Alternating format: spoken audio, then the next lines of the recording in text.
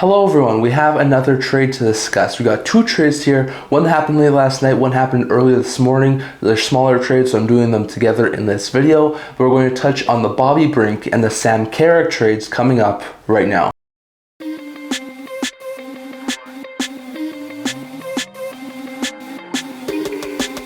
Once again, hello everyone and welcome to another end-to-end hockey trade update video. Once again, if you haven't already, leave a subscribe down below. It really does help the channel. We're only a couple subscribers away from 650 and we're trying to hit that in the very near future. So if you can, leave a subscribe. It really does help the channel. And I also did a live stream earlier today talking about all the moves that happened on trade deadline day. So it's under the live tab if you want to go check it out on my YouTube channel. But in today's video, we just got a quick update video here. We saw a small trade happen late last night between the Buffalo Sabres and New York Rangers. And then a small trade happened earlier this morning between the Minnesota Wild and the Philadelphia Flyers. I want to touch on both these trades here. We'll start with the one that happened last night. So the New York Rangers trying to move off a couple more interesting pieces before the trade deadline, wound up dealing pending UFA Sam Carrick to the Buffalo Sabres in exchange for the Sabres' third and Chicago Blackhawks 6th round pick in this upcoming year's draft 2026. So once again, I think this is a really good pickup here for the Rangers. Pending UFA 4th line center, they're able to get a 3rd round pick and a 6th round pick. It's probably going to be a lower end 3rd round pick and a higher end 6th round pick because it's the Hawks 6th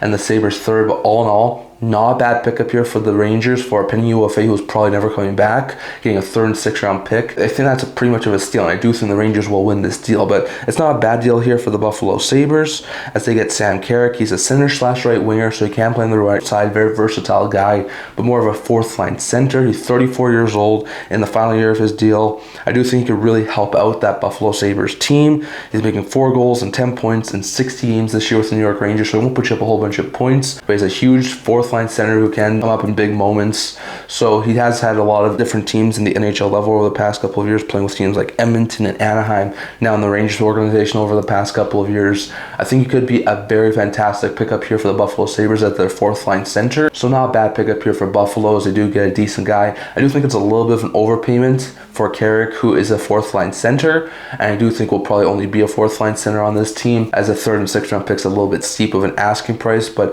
getting an extra depth piece for a playoff run is nothing to scoff at. So very interesting note there. I do think the Rangers win this deal. Left your guys' thoughts on who you think won. Rangers, Sabres are win-win, but the Buffalo Sabres deal a 3rd and 6th round pick to the New York Rangers in exchange for Sam Carrick. So very interesting note there.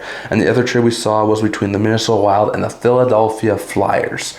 The full trade was as follows. Minnesota acquired Bobby Brink from the Philadelphia Flyers for David Jiricek. Now, Jiricek was acquired last year in season from the Columbus Blue Jackets for, it was like a whole bunch of picks. I think it was like a 1st, a 3rd, a 4th, something like that. It was a massive deal to get Jiricek a fresh start from the Jackets, and the Wild were able to pounce on it. But he never really amounted to much in Minnesota, so he gets dealt here. Helps the Wild get a little bit of an addition here, but for the Flyers, this is a really good pickup. Jiricek is 22 years old. He's a right-shot defenseman, former 6th overall pick of the Columbus Blue Jackets. He's in the final year of his ELC. Has had 25 games at the NHL level with Minnesota, putting up no points, but does have 2 goals and 10 points in 24 AHL games. So just doesn't look like he's NHL ready at this point in time. We'll see how he does in Philadelphia. I really do feel like he could be a really solid 3rd pair defenseman right now, and I still think he has a really good ceiling of being like a top 4 defenseman, maybe more of an offensive-minded guy. So I don't think this is a bad pickup here for Philadelphia. Brink wasn't getting much playing time with the Flyers anyway, so they get Jiricek with, and they can put right into the lineup in their like 3rd pair. And maybe if they make some more moves in the offseason, maybe deal Ristolainen or something like that, he could be a top 4 defenseman by the beginning of next year. So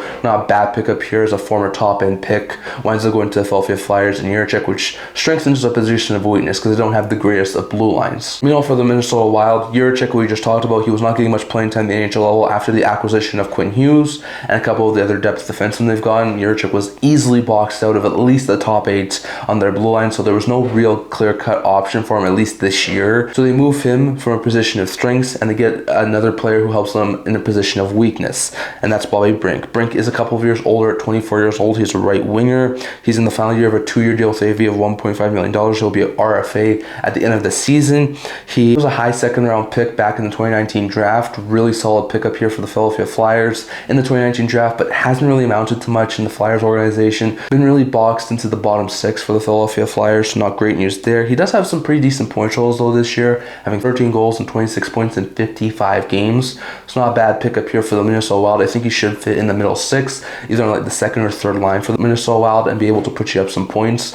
And I think this is a guy who can also help them not now, but also in the future. They can probably sign him to like a longer term deal, and he can be with Minnesota Wild going forward. And I think he's either a Minnesota native or has connections to Minnesota, so a little bit of a homecoming for Brink. So very interesting note there. This was an interesting swap that I think actually helps on both sides. I personally think this is a win-win deal. Two frustrated young players who are not getting playing time with their current organizations get swapped. I think Brink will get more playing time with Minnesota, and I think Jiricek will get more playing time with Philadelphia. So all in all, I think this is a win-win deal. But I'd love to hear your thoughts. Did the Wild win, Flyers win, or is it a win-win deal? That's all I'm going to talk about in this video. Stay tuned for more coming on in the very near future. Once again, if you haven't already, check out my live stream down in the live tabs, talking about all the trades that happened on trade deadline day. I think it was a really good one, so if you can, check it out. I think you'll really like it. And on top of that, don't forget to subscribe down below. We're close to 650 subscribers, so if you can, leave a subscribe down below. It really does help with the channel. That's all I'm going to talk about in this video. Stay tuned for more coming on in the very near future. God bless y'all, and I'll see you on the next one.